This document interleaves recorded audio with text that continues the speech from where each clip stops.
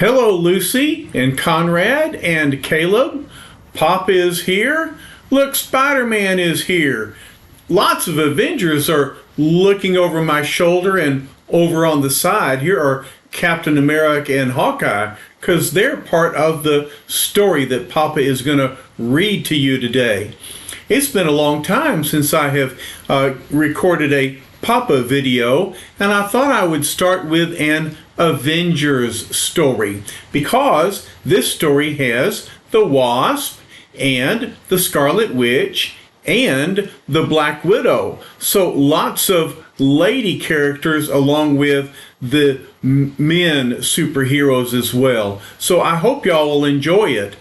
This story picks up where we left off with the Avengers a long time ago, when a Giant Man and the Wasp have just rejoined the Avengers, which right now include Captain America, Hawkeye, Scarlet Witch, and Quicksilver. And so it makes 6 total characters on the Avengers. And in this story, they're going to be fighting against the Black Widow, who has been lured back into the communist fold. So she is seemingly a bad person in this story, and she has recruited Power Man and the Swordsman to fight against the Avengers. But in the last story, Giant Man had stayed at his 25-foot height for too long, and when he tried to shrink down to normal size, he froze at 10 feet and passed out. And so that's where we are at the beginning of this story. Okay? You'll pick it up as we go along. This story is called This Power Unleashed, and you can see Giant Man and Scarlet Witch, Captain America, Quicksilver, and Hawkeye. And look, here's the Black Widow and Power Man and the Swordsman. And here they are. This is the opening scene where a Giant Man, I think he's called Goliath at this point, Goliath is laid out on a bed at his 10-foot height, and the other Avengers are looking over him, very concerned. After an absence of many months, the astonishing Giant Man has returned to the mighty Avengers. Then, wearing a newly designed costume, Henry Penn decides to take a new name as well, and so Goliath is born. But after successfully defeating newest foes, disaster strikes. The 25-foot Titan has remained giant-sized longer than his safety limit of a quarter hour. Thus, upon reducing back towards normal size, Goliath collapses before he can shrink past the 10-foot mark. Okay, so this is just summarizing what I just told you.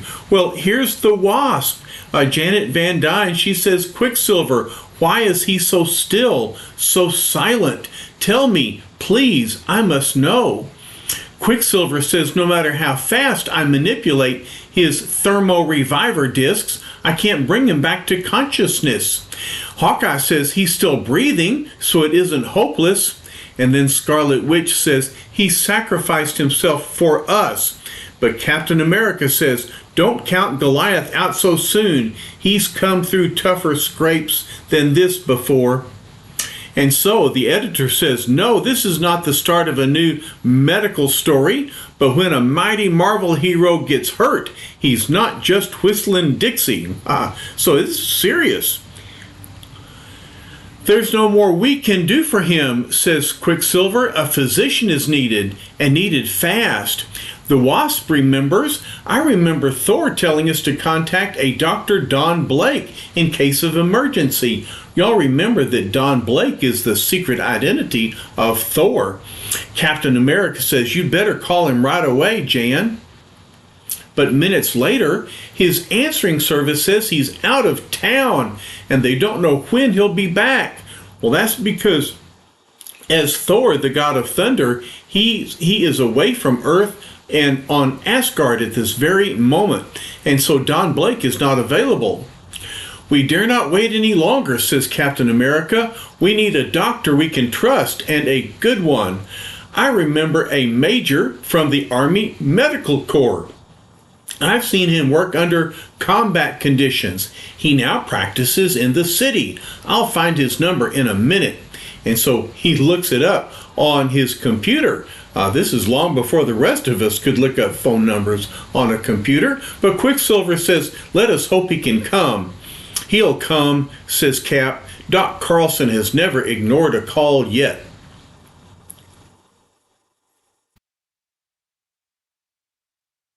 "It's all my fault," says Jan the Wasp. "He was warned not to remain giant-sized for more than a quarter hour, but he did it to save me, and now he's so still." "Forget it, lady," says Hawkeye. "What guy wouldn't risk his neck for the one he loves? I'd do it all day long if only I had Natasha back." Well, then, not very long afterward, here comes Doc Carlson. "I got here as soon as I could, Cap. Where is the patient?" "Major Carlson, I knew you wouldn't let us down. You'll find this an unusual case. Have you ever heard of Giant Man?" "Of course. Then he's the one I'm to treat." And then Quicksilver reminds Cap, "He's Giant Man no longer, Cap. He changed his name to Goliath. Remember?" Of course, that doesn't matter to the doctor what name he goes by. Cap says, "You'll find him in the next room, Major." Good heavens, this man is actually 10 feet tall. He had been 25 feet, but he collapsed while shrinking. Changing his size so rapidly all these years has undoubtedly put too great a strain upon his body. We've been applying thermal reviver discs, but they haven't helped, says Quicksilver. "Remove them now, son," says the doctor. "I want to be left alone with the patient for a while." Exactly a half hour later, Dr. Carlson summons the Avengers into the silent chamber once again. He says, "I've completed my examination of him. I have 2 reports for you, one good, the other bad. First of all, his tremendous strength will enable Goliath to recover. But even after he has fully regained consciousness, he must never attempt to shrink down to normal size. If he did, it would surely mean instant death. His body could not stand such a strain again. He must remain 10 feet tall for the rest of his life."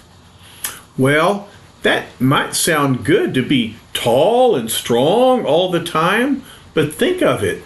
How will he live? Where will he sleep? What will he do? He'll have to duck in every door. Okay. Finally, he wakes up. "Whew! I feel like I've been through a ringer. How long have I been out?" "Only a few hours," says the doctor, "but you must take it easy. No violent exercise for a while." "Hank, darling," says the Wasp, "you're alive. That's all that matters." Then, before the physician turns to leave, Captain America speaks to him in a secluded corner of the downstairs wing.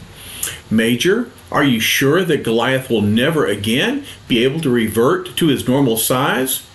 The doctor answers, "Nothing is 100% certain in medicine, Cap, but judging by his present condition, I'm afraid he's destined to remain a 10-footer for as long as he lives."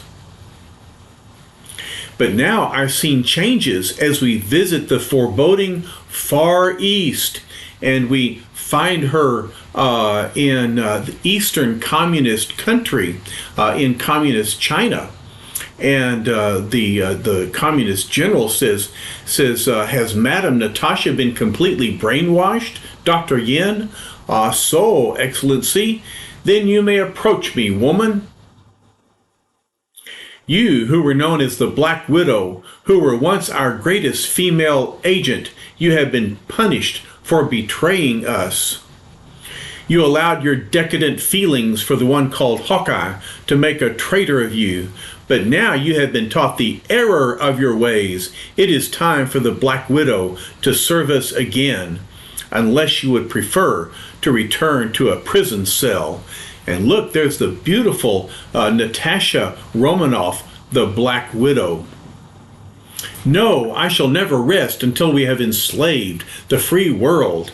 Excellent, thinks the general. Dr. Yen's brainwashing never fails. And so he's brainwashed her. And so instead of being loyal to the cause of America, now she's going to be a communist agent. Listen well then, Madam Natasha, you're about to receive your most important assignment. Your first objective shall be to destroy the Avengers, and this is how you shall do it. Meanwhile, back at Avengers headquarters, Goliath has been told the doctor's verdict. Captain America says, we'll start renovating some of the rooms here so you'll be able to move around more comfortably.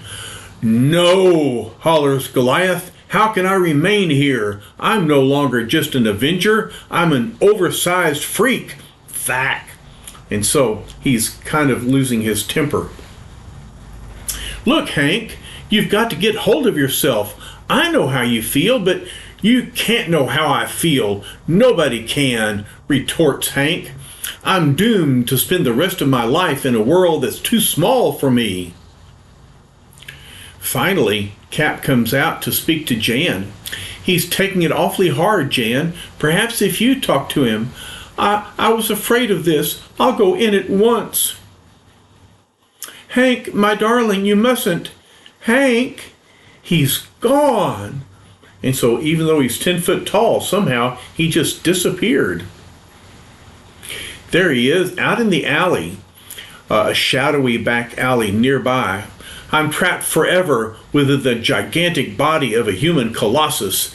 Until the day I die, there'll be no escape. But enough of such sordid soul searching. For a change of pace, let's go on stage at a nearby circus. Thwack, thwack, thwack, thwack. There's this beautiful woman, and she's surrounded by swords. Who could be throwing these swords with such accuracy? The girl says he grows more skillful each day. You know who he is. It's the swordsman. That concludes the swordsman display of his mastery of blades. And the crowd says, more, more! Bravo, bravo! He must do it with mirrors. If ever a fellow like him turns bad, look out, world. Well, what do you think? He already is bad. When the swordsman reaches his dressing room, he finds the beautiful Black Widow, who says, I have been waiting for you. You shall be a mere circus entertainer no longer. A girl in costume, answers swordsman. Who are you? You may call me the Black Widow. I have traveled halfway around the world to help you strike back at the Avengers. Do you remember when the swordsman fought the Avengers before? That was a long time ago. But he says, keep talking, lady. What's your proposition? Good, answers Black Widow. I thought you would be intrigued. But first, there is one other who must join us. Then we cannot fail. Later, at the private gym in Avengers HQ, Clint Barton, the Hawkeye, says, Pietro said you had news for me, Winghead. What's doing? Did they finally accept your application for the old folks' home? You're a real panic, Junior, answers Cap. Keep trying, and you may become the poor man's Soupy Sales, who was a comedian way back when. Anyway, in case you're interested, a news flash from S.H.I.E.L.D. Intelligence has just announced that the Black Widow is still alive and was last reported heading for the U.S. Natasha, alive, exclaims Hawkeye, and coming here? I always knew it. There is a Santa Claus. Once I find her, I'll never let her go again. Gangway, Methuselah. He calls Cap that because he thinks Cap is so old. I've got a date with a dream.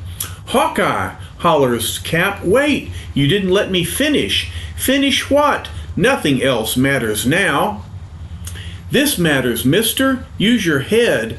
They'd never have let her go without good reason. It's dead certain she's been brainwashed first. So what am I supposed to do? Asked Hawkeye. Forget that I'm in love with her? Don't hold your breath waiting for that to happen, chum. Now step aside. I got things to do. Cap, says Jan, I've been frantic with worry. Has there been any word of Hank yet? No, Jan, but while we're waiting, I've got a job for you.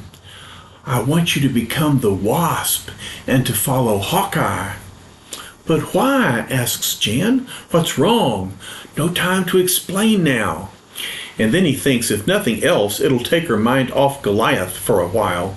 But he wants the Wasp to follow Hawkeye to be sure he doesn't get into any trouble with the Black Widow. Minutes later, Hawkeye arrives. He says this is the old mansion which used to be her headquarters. What would be more natural than for her to return here? I don't care if she has been brainwashed. I didn't care about anything so long as I find her again, so long as I can take her in my arms again and never let her go. Natasha, Natasha, are you here? This is Hawkeye. I've come back for you. Funny, he thinks. I thought I heard a faint beating of wings near my head. Did I imagine it? Or is the Wasp following behind Hawkeye? Yes. But before Hawkeye has time to realize that he didn't enter the mansion alone, he hears the voice of the Black Widow. I have been waiting for you.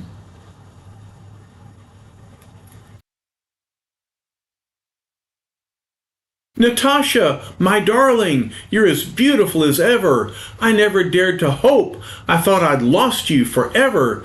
Don't just stand there, honey. You're the only gal in the world for me, and it's been so long. I've missed you so much. But she just dismisses him. Time enough to discuss such matters later, my impetuous adventurer. What do you mean? Asks Hawkeye. Why are you so cold, so distant?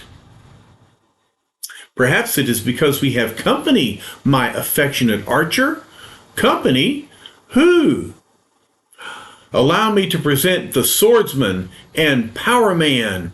Swordsman says, we are old friends, Natasha. I taught him all he knows. Do y'all remember that the swordsman and Hawkeye used to be in the circus together? Power man says, Hawkeye, bah, how puny he is when compared to my own power. So that's it, says Hawkeye. They're holding you captive. Well, not any longer. Take cover, Natasha. I'll handle this. There aren't enough menaces on Earth to endanger you while Hawkeye lives. No, you fool, exclaims the Black Widow. Wait! Wait? For what? You're in danger. My arrows are ready. That's all that matters. And so he draws his bow. There is no danger, says the Black Widow, not to any but the Avengers. The swordsman and Power Man are my allies, as you shall be also. You mean you've joined forces with them against the Avengers? Hawkeye is stunned. No, they have joined the Black Widow. She says, I'm in charge. Hawkeye goes into action with his blast arrow. Her voice is cold, emotionless. Cap was right. She has been brainwashed. But I can't forsake the only girl I've ever loved. I've got to free her from these two and find some way of bringing her back to her senses. And he says, who challenges the Avengers challenges Hawkeye. Black Widow says, swordsman, Power Man, protect yourselves. He's attacking. Look, he's shooting off 2 arrows at once. For all his bluster, I feared he would never join us. Therefore, he must be defeated. Not bad, Hawkeye, says Swordsman. You fired those 2 arrows so quickly, it seemed like one movement. You are an apt pupil indeed. But never forget, it's the swordsman who is the master. Zzzt. And he swings his sword. See how one sweep of my blade severs your arrow in 2 with a single stroke. Not possessing the swordsman's dazzling skill, Power Man takes the full brunt of Hawkeye's second stun arrow, Thok. But he's still standing still, Hawkeye thinks. Why doesn't he fall? It was a direct hit. But this is the Power Man. Incredibly shrugging off the impact, Power Man strikes back. Have you forgotten so soon why I am called Power Man? The ray of Dr. Zemo has given me many times the strength of a normal man, and he throws a block of stone back at Hawkeye. He ripped that block of granite from the floor and hurled it like a pebble. Shape up, Hawkeye. You've got a fight on your hands. Sprock! I dodged it easy enough, but the powdery fragments got into my eyes after it struck the wall. I can't see. Hawkeye isn't much good if he can't see. Not Hawkeye with blind eyes. And a blinded Hawkeye is no better than ag. One blow of the flat of my blade will put an end to this nonsense. Clang! And so he doesn't cut Hawkeye, but he just strikes him with the flat of his sword. And Black Widow says he was a fool to resist us. But no one in the dimly lit chamber notices the tiny female flying swiftly above. Wasp says, I left so quickly in order not to lose Hawkeye that I didn't have time to repair my wasp's sting. And without my stinger, all I can do is fly back to the Avengers to summon help. Every second counts. I pray that Hawkeye will survive until I return. Goliath missing, wandering the streets with nowhere to turn, consumed by shock and self-pity. And Hawkeye helpless at the hands of three of our most deadly foes. We've never been in such danger. Wait, what's that flying towards me? Look, it's a bird, a white-throated sparrow. So small to us, but so big to the wasp. He's swooping in for the kill. The only way I can save myself is by coming full size, but then my wasp's wings will vanish and I'm up too high. The fall will finish me. I've only one chance if I can just maneuver fast enough. And so the bird opens its beak, but the wasp maneuvers with her wings. I did it. I flew through his beak before he could snap it shut. Now by clutching the feathers at the side of his face, I'll make it impossible for him to snare me. Good thinking, Wasp. And then a few minutes later, at last he's landing. I couldn't have held on very much longer. The moment he comes to rest on a branch, I'll become normal-sized again. There, thank heavens it's over. I hope what you've just seen doesn't cause you a trauma, Birdie. Well, I'm not worried about the bird. I'm worried about the trauma that's about to happen to Jan. Oh, my weight is too much for the branch. It's snapping. Oh! And she falls. So exhausted by her ordeal is the valiant girl that she cannot change back to the winged wasp in time to break her fall. And there she is on the ground. She's passed out. She's unconscious. No one knows where she is.